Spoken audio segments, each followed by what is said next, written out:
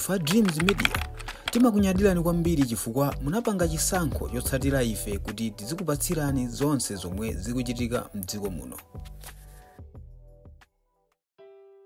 Chipani cha DPP chimadziwika ndi anthu oganiza bwino, oganiza kwambiri, anthu amene zochita zawo zimaoneka kuti ndi za smart komanso za dongosolo.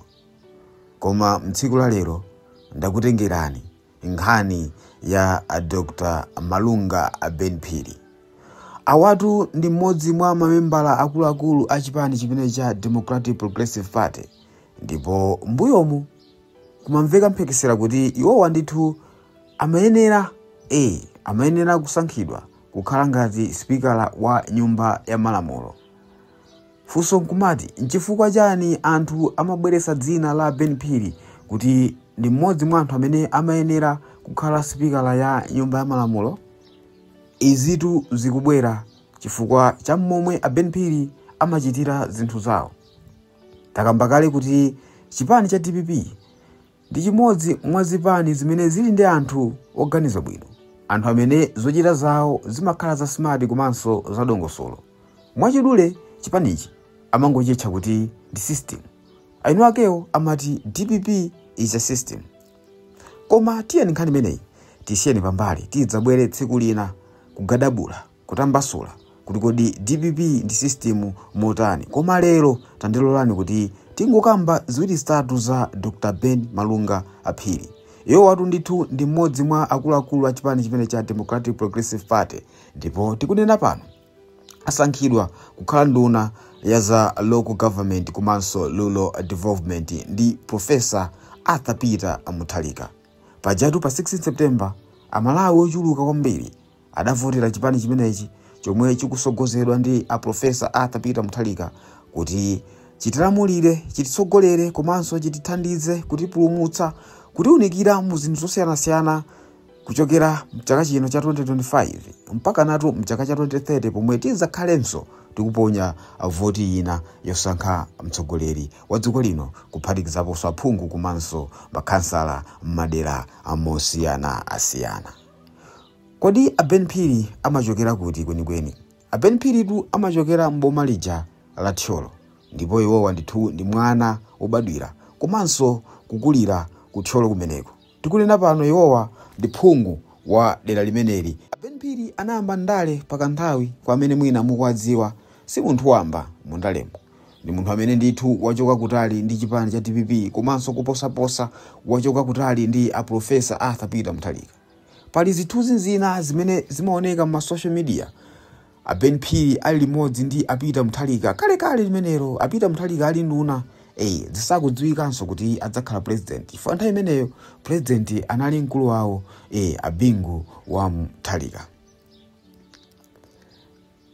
Ben Phiri zimadziwika kunena kuti ndi mbusa wa mpingo uja amati Calvary Family.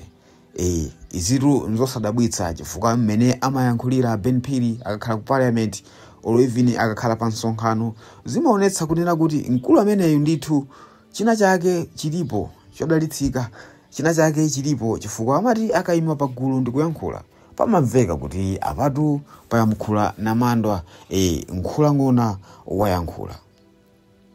Ben Phiri ndi mmodzi mwa anthu okhulupirika komanso ozipereka ku chipani chimene cha Democratic Progressive Party. Takhani pompo chifukwa tikupatsireni zina ndi zina zimene Ben Phiri adayankhulapo mbuyomu ku parliament komanso pa msonkhano wa ndale, kuti inu ndine pano tonse tithe kudziwa mene Ben Phiri amayankhulira komanso luntha ndi kuthwa pakamwa kumene mkulu ameneyo ali nako. Takhani pompo chifukwa tikhale tikupitiriza kufotokoza nkhani ziwiri zitatu zokhuzana mkulu ameneyo, koma tisanafike kumeneko taonani kaye mavidiyo amene akubwera patsogolopa.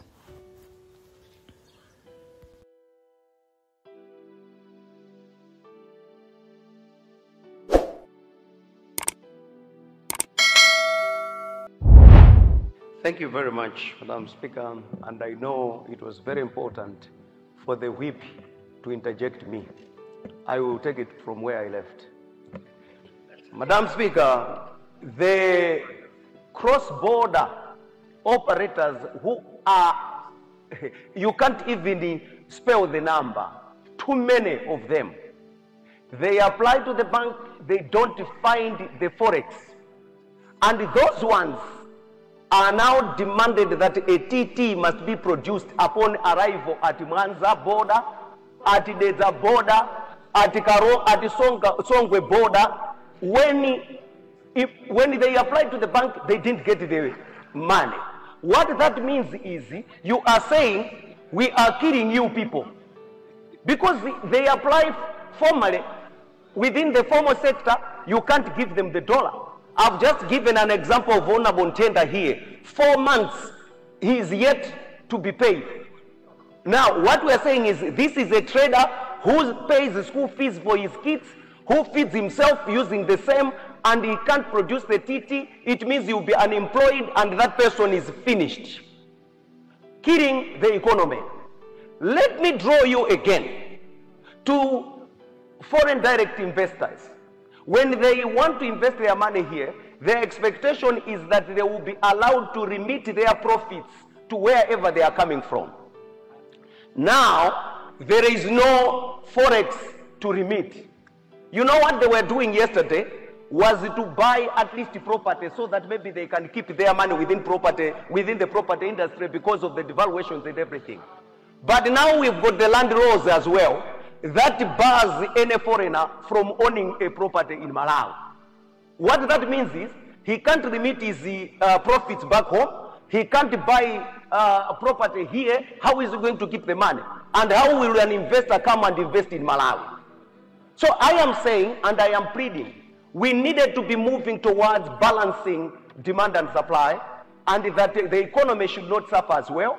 And I was proposing that in our budgets, we needed to do a lot of import substitution. For example, the order that the Minister of Trade did was a very good order, but then the demand, the supply on the ground is not speaking to the order. Apples, for example, are we producing enough apples in Malawi? No. And we are saying we shouldn't import them from South Africa. Where are we going to get the apples from? And so on and so forth. We needed to get some money and invest into this import substitution agricultural sector. That way, whatever resources we were sending out for that is now getting down into our foreign reserves. I thought we should look at it from a broader perspective than just firefighting and bringing in something that is not going to work. Finally, as I conclude, Madam Speaker, I am pleading that the minister do consider on the TT the line of credit suppliers. Probably you would as well categorize the importers, small cross-border importers, those that sell cars, those that sell whatever, and you're allowed to reconcile. So you can do that. If they can consider those ones, then the economy will still be ticking, and I'm worried about revenue collection. We already have got a deficit of over above 2 trillion or thereabouts. And then we again kill the industry using the same.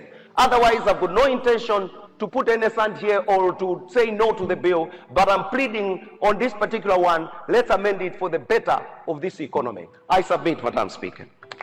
Thank you very much, Cholo Central. Tikuyamikeni komanso kuthokozani popanga chisankho chokhala pamenepa kumvetsera komanso kuonera zomwe takubweretserani. Chomwe tingakupempheni choti ngati mulalendo pamudzi pano tapangani subscribe, chifukwa mukatero inu ndife tidzendera limodzi kuyambira lero mpaka na masiku omwe akubwera kusogoloko. Timabweratu ndi nkhani zochokera ngodya zonse zinayi za mdziko lino, kotero kuti inu simukuyenera kuti mukhale kunja kwa nkhani zimenezi. Tapangani subscribe, like, comment komanso share kuti tikhale limodzi mu ulendo umenewu.